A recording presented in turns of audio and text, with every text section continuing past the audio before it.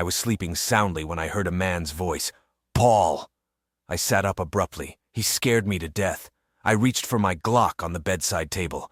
"Paul, it's me, Dan. Sorry for waking you up like this, but we have an emergency." Dan, who the hell is Dan? "Oh, Dan Jenkins? He runs Doris's office here in town." "Dan, what the hell are you doing in my bedroom? I have a phone, I have a doorbell." I couldn't use the phone and I didn't want to be seen at the door. "We have a really big problem and we need to talk." "Dan, I have only one problem.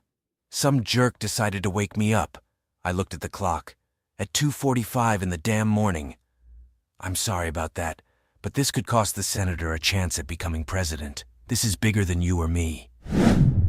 Welcome to the Dark Side channel. Dive into the world of human relationships, mistakes, and right decisions. Don't miss out. Subscribe and join our growing community.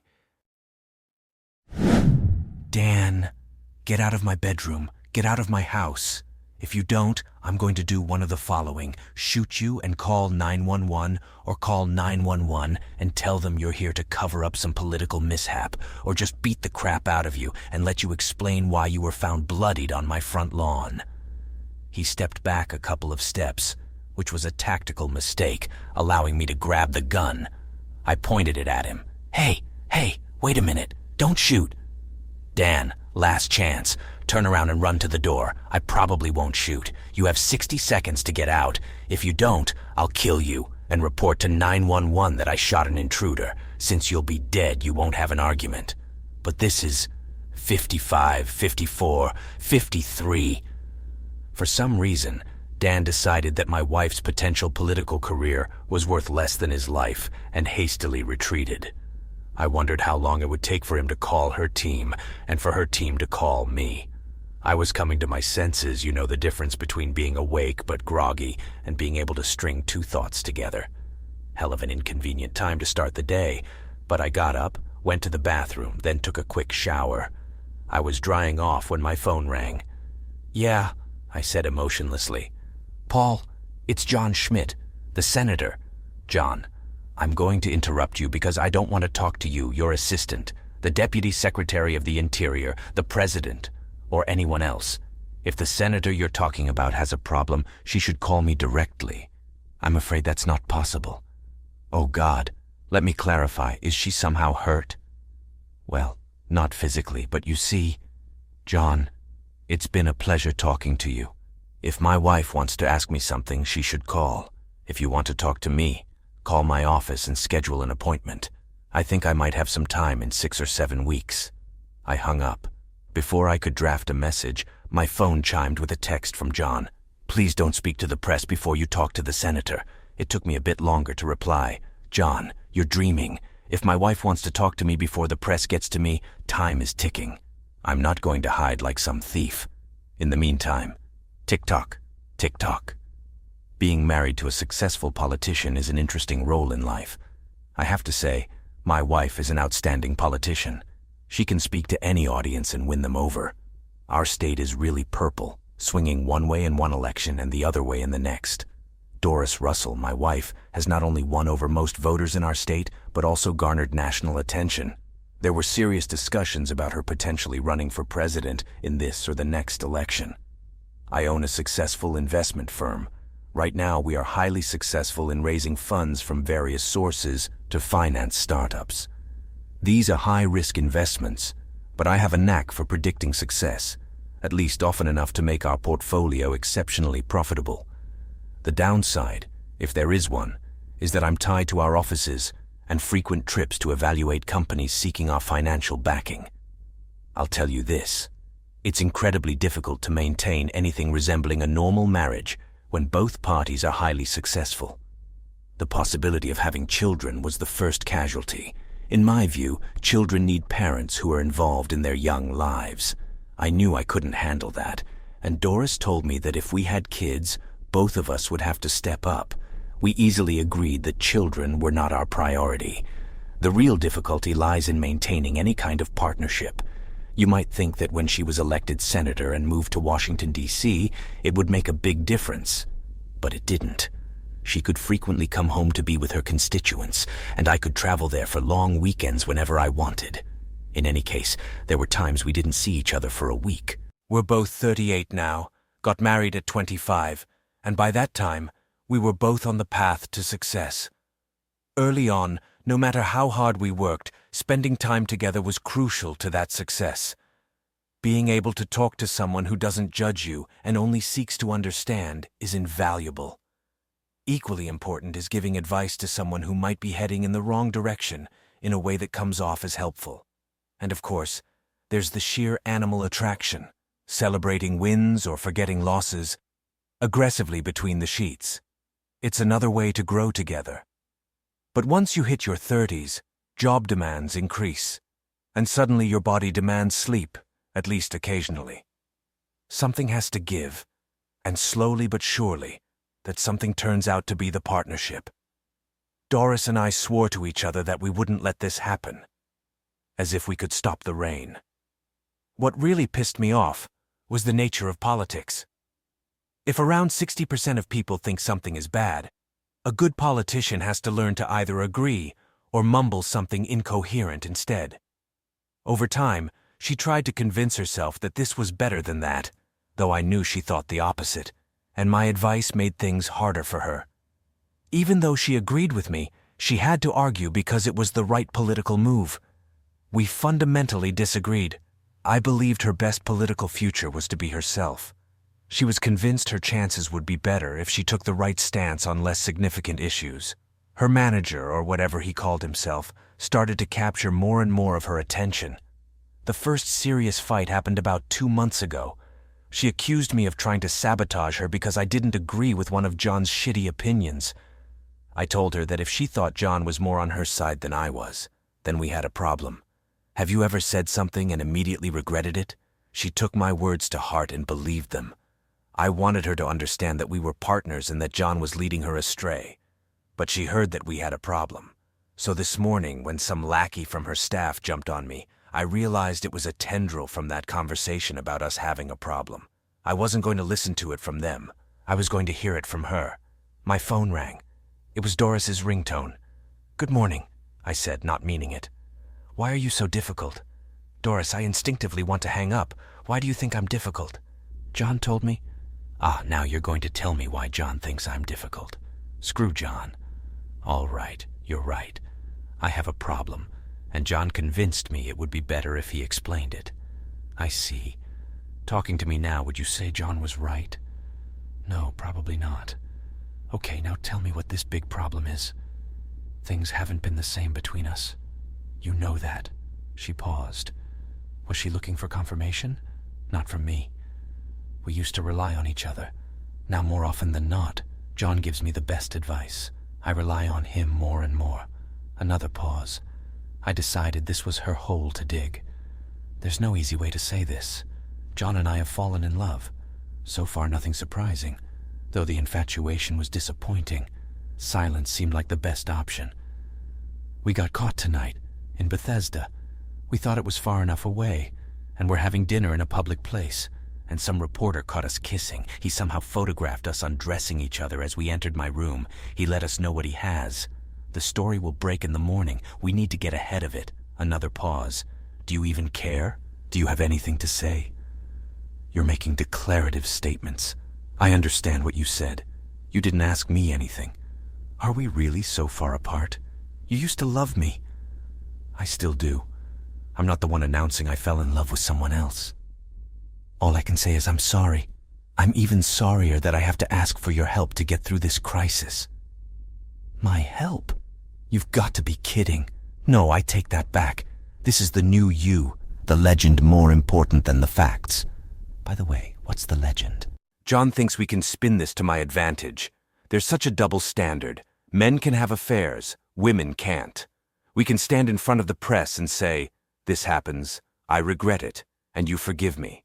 We can embellish it a bit, make it part of our relationship, which we say remains strong. Is it? I asked sarcastically. What? Our relationship, is it strong? Well, that's the thing. We stay married, but not, if you know what I mean. No, and don't try to explain it. You want John. That's fine, I bless you both. Want to stay married? Fine, I'll try to forgive you. But I'll make sure you and John are part of the past. Your choice. I heard muffled conversation. Ever wonder what goes on in people's heads? My wife and I are trying to decide if we want to stay married, and she needs to discuss it with her lover. A divorce will ruin me. I'll give up John. Fire him. Today, I said in my best non-negotiable voice. More muffled conversation. No. Then I'll file in the morning. Another muffled conversation. Fine. Is that it? No, that's a condition for us to start. We're going to work with a therapist and see if we can save our marriage. You're the one living in a political fantasy world. If we want to stay married, we'll have to keep that in mind. If you can't do that, then deal with the consequences. Her tone changed. I've always loved you. You're right. Living a lie never works. I'm so sorry. Can you ever forgive me? Doris, I'll be honest with you. As always, I have my doubts. It's intoxicating, you know? Hearing your name together with the title of President of the United States. Another muffled conversation. Sorry, I asked John to leave. His strategies pushed my name so far. I lost my head, forgive me. How long? Since our fight. I decided that being president was more important than being married. Obviously, one without the other is impossible. That's a resounding affirmation. It's the best I can do right now. Give me a chance. I convinced myself that it was over between us, but it was wrong and I knew it. John convinced me that I couldn't have both the presidency and you. He convinced me I had to let you go. As I said, his strategies, that's complete bullshit, as I've been telling you from the start. We talked a bit more. We agreed that she would publicly fire John in the morning. Well, morning for everyone else. It was still just before 4 in the morning. She would say they made a mistake, and her marriage is too important to her. She also said that we would appear before the press together within the next week. All the morning news shows ended with Doris and John making out at the door of her hotel room. It was prime political news. Within the next hour, it was announced that Senator Russell would make a public statement at 9 a.m. Doris appeared, professionally dressed, and said she would read a prepared statement and then take questions. Last night I made a grave mistake that I now deeply regret. My campaign manager and I became too close and we allowed it to get out of control. My political career is important. My marriage is more important. This morning I terminated my campaign manager. I also spoke with my husband, offered him my deepest apologies, and we have agreed to do everything we can to restore our wonderful marriage. We will address you together in the coming days. I will now take your questions. How long did the affair last? It was not an affair. It was a one-time mistake. Why fire John Schmidt? While the mistake was mine, John and I crossed a line. It happens. I'm not proud of it, but I'm not alone. When you make a mistake, you need to show that you won't repeat it. That meant John and I had to part ways. So, you don't trust yourself? Yes, I trust myself. At this moment, my husband has valid reasons to doubt me. One way to prove to him that this was a mistake is to fire Mr. Schmidt. He's an extraordinary talent. He'll land on his feet. The questions continued.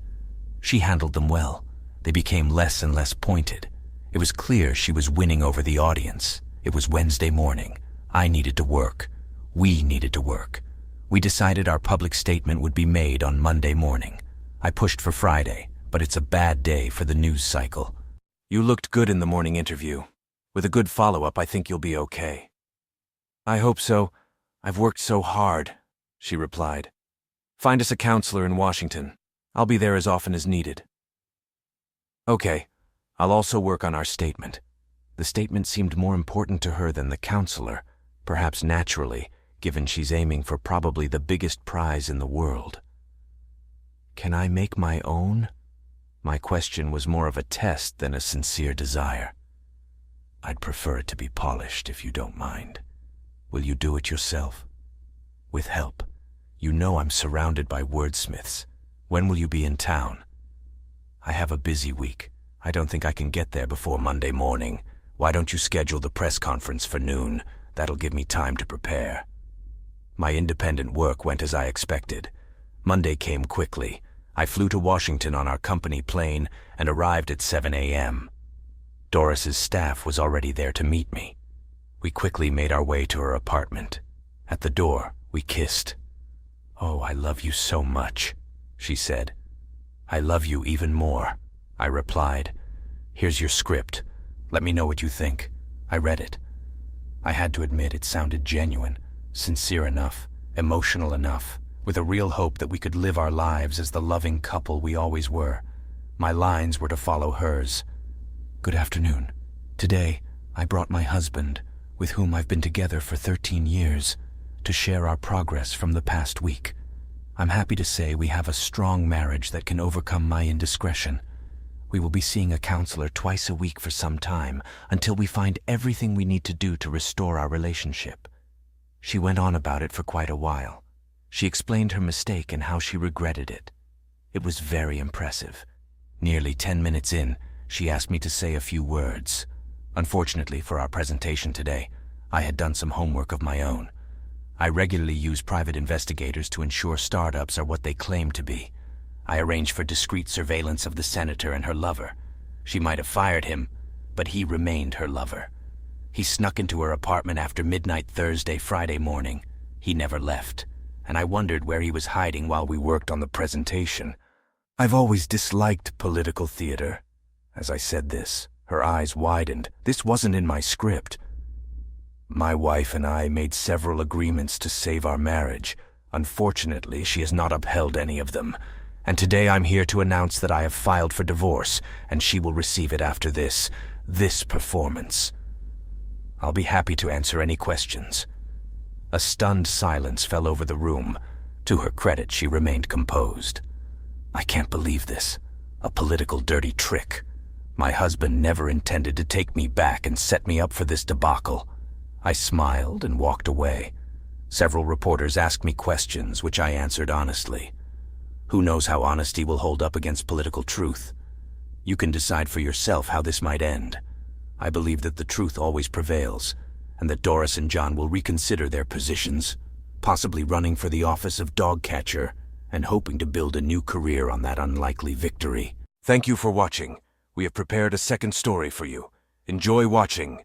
It had been a few months since I last saw my ex, but lo and behold, there she was, sitting in the cafe closest to my apartment, looking visibly pregnant. She was there with Lou, a college classmate of mine who, honestly, was never really a friend. They hadn't noticed me. I thought about quietly slipping away, but I stopped myself. I needed to handle this like an adult. So I watched from the window. Randy was glowing. I knew she'd be a wonderful mother. Other than the rounded baby bump, she hadn't gained much weight. Her blonde ponytail stuck out from under a baseball cap. It was early Saturday morning, so she probably hadn't showered yet. From their conversation, it seemed like Randy was about to leave, while a relaxed Lou looked like he wanted to linger in the cafe. Well, my ex never was a big coffee drinker. She probably didn't want to try the stale scones or dry croissants either. I positioned myself to enter through the door she wasn't planning to use. Once she left, I went in. Randy and I had been on the verge of marriage before everything fell apart. I met her in college, and we got seriously and exclusively involved during our junior and senior years. After graduation, we moved in together and started planning our life, taking our first steps into the professional world. I thought our journey together would last forever. And then, suddenly, one day, it all fell apart. When I walked in, Lou was staring at the overpriced branded mugs and the ethically grown but unethically priced bags of ground coffee. "Hey Lou, good to see you. How's it going?" Lou looked at me with a slightly dazed expression. My former classmate was clearly caffeine deprived. Oh, hey man, good to see you." "Coffee?" I asked. "It's on me." "Sure," he replied, grinning. I got a simple, small drip coffee with one artificial sweetener. He ordered some completely over-the-top, ultra-fruity, mega-sweet, nano-complicated, double super-duper macchiato or something like that. When we sat down, I asked, "Was that Randy I just saw with you?" "Yeah." "She looks pregnant," I remarked casually. "Yep." "Yours?" "Of course.